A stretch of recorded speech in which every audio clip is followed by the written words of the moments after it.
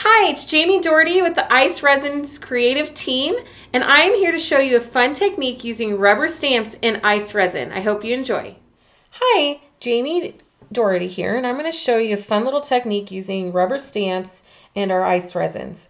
Now, this is a fun way to make little dimensional embellishment pieces for jewelry, or you can use them on scrapbook or mixed media pieces.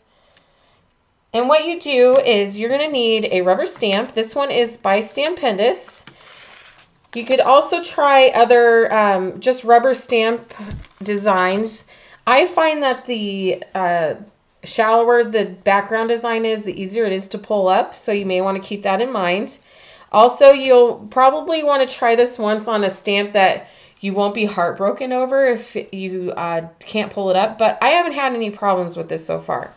So what you're going to need, of course, is a rubber stamp, some chalk ink or other water-soluble inks. You don't want to use like a StazOn or something permanent, because that way your color won't pull up once you actually pull your resin. So what you're going to do first is stamp down your ink.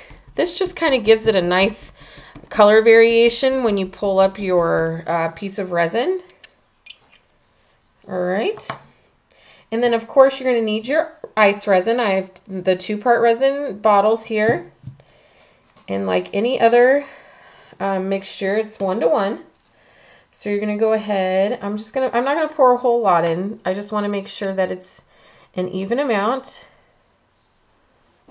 Make sure when you're pouring your resin you do it on a flat surface so that you can make sure that it is level and even. So my first part, I'm going to pour my second part. And again, you want to make sure these are level.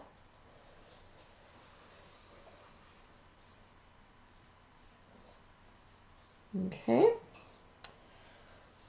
So it looks like we are good. Ooh.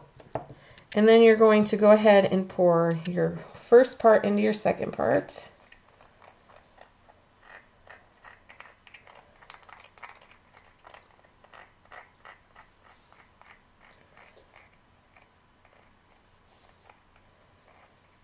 Okay, and gently stir. You don't want to stir too much.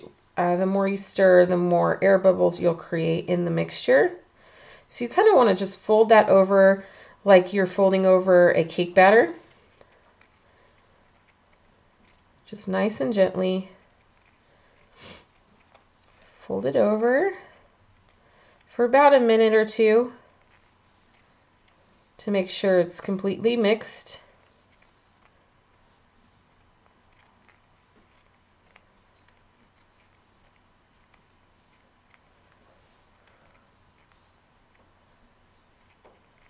Okay, once your resin is mixed, all you do is pour it right onto your stamp.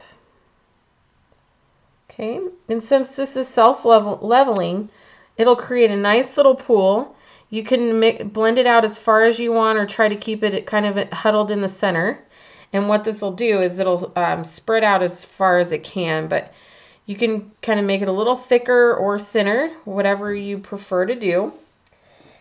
And then once, you don't want to let it completely cure. You want to kind of let that 24-hour time lapse where it's still a little bit flimsy when you pull it up, and then you could let it set aside and cure completely. But it makes it a little easier. If it's still somewhat pliable, of course you want it cured to the touch, and then you can pull it up.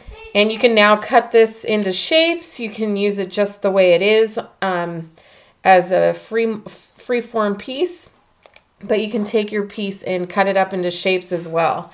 So this is just a fun little way and technique that you can use your ice resin with.